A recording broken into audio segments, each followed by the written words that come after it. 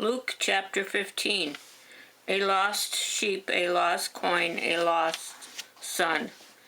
Dishonest tax collectors and other notorious sinners often came to listen to Jesus' sermons, but this caused complaints from the Jewish religious leaders and the experts on Jewish law because he was associated with such despicable people, even eating with them.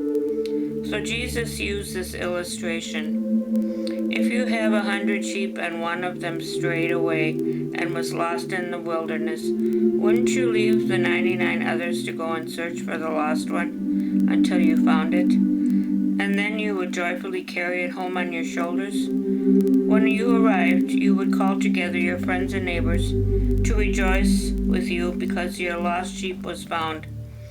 Well, in the same way, heaven will be happier over one lost sinner who returns to God than over 99 others who haven't strayed away. Or take another illustration. A woman has 10 valuable silver coins and loses one. Won't she light a lamp and look in every corner of the house and sweep every nook and cranny until she finds it? And then won't she call in her friends and neighbors to rejoice with her? In the same way, there is joy in the presence of angels of God when one sinner repents. To further illustrate the point, he told them this story. A man had 2 sons. When the younger one told his father, I want my share of your estate now, instead of waiting until you die, his father agreed to divide his wealth between his sons.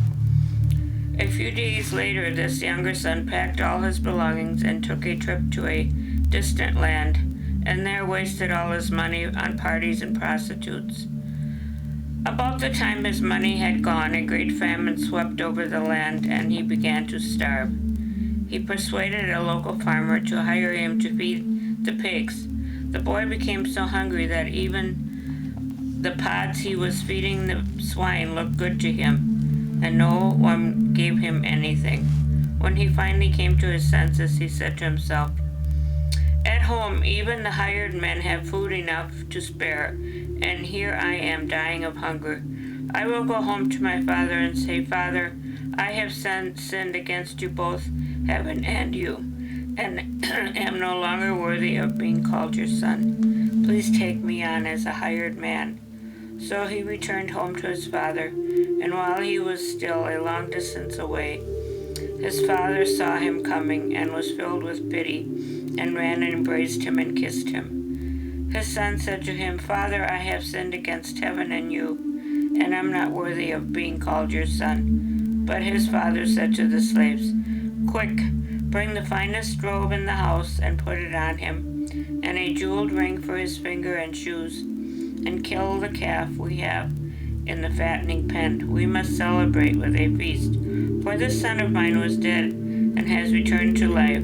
He was lost and is found.' So the party began.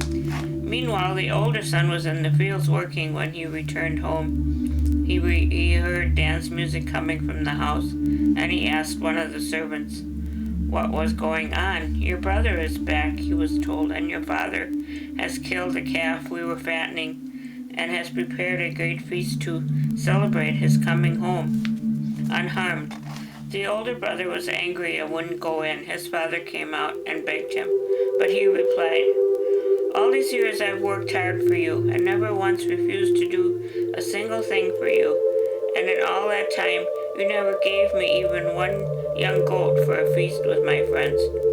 Yet when this son of yours comes back after spending your money on prostitutes, you celebrate by killing the finest calf we have on the place.' 'Look, dear son,' the father said, 'you and I are very close, and everything I have is yours. But it is right to celebrate, for he is your brother, and he was dead and has come back to life. He was lost and now is found.'" Luke chapter 16.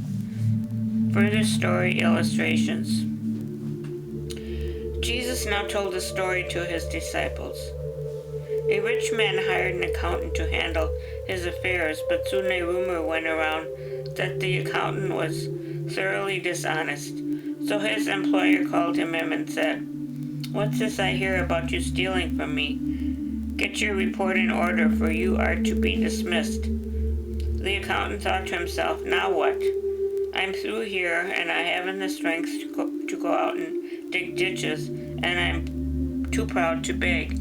I know just this thing, and then I'll have plenty of friends to take care of me when I leave."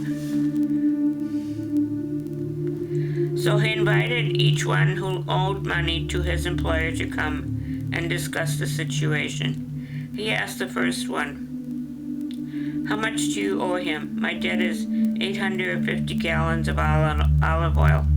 The man said, "Yes, here is the contract you signed," the accountant told him. "Tear it up and write another one for half that much." "And how much do you owe him?" he asked the next man. 1,000 bushels of wheat," was the reply. "Here," the accountant said, "take your note and replace it with for only 800 bushels. The rich man had to admire the rascal for being so shrewd, and it is true that the citizens of this world are more clever in dishonesty than the godly are. But shall I tell you to act that way, to buy friendship through cheating? Will this ensure your entry into an everlasting home in heaven? No. For unless you are honest in small matters, you won't be in large ones. If you cheat even a little, you won't be honest with greater responsibilities. And if you are untrustworthy about worldly wealth, who will trust you with the true riches of heaven? And if you are not faithful with other people's money, why should you be entrusted with the money of your own? For neither you nor anyone else can serve two masters. You will hate one and show loyalty to the other, or else the other way around. You will be enthusiastic about one and despise the other. You cannot serve both God and money.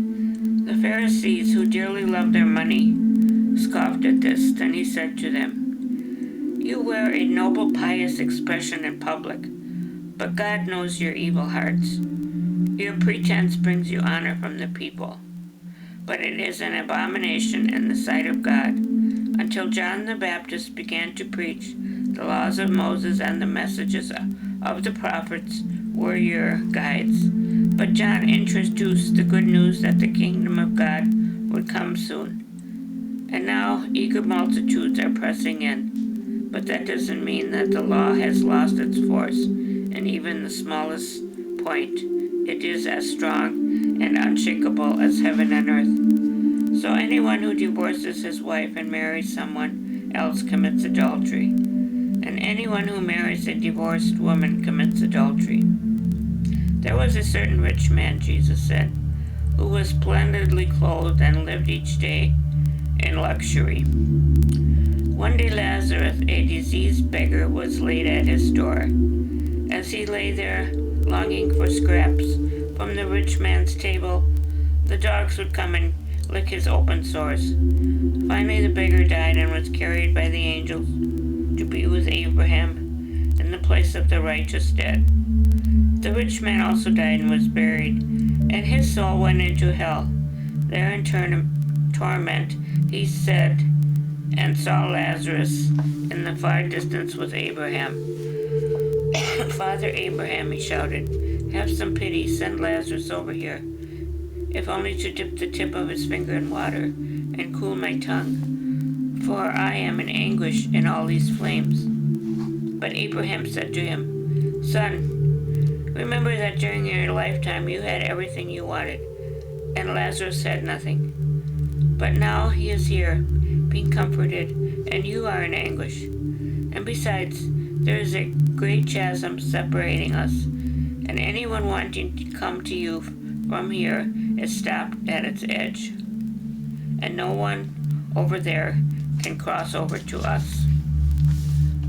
Then the rich man said, "O Father Abraham, then please send him to my father's home, for I have 5 brothers to warn them about this place of torment."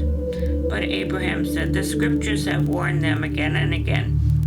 Your brothers can read them any time they want to." The rich man replied, "No, Father Abraham, they won't bother to read them. But if someone is sent to them from the dead, then they will turn from their sins." But Abraham said, "If they won't listen to Moses and the prophets, they won't listen even though someone else rises from the dead."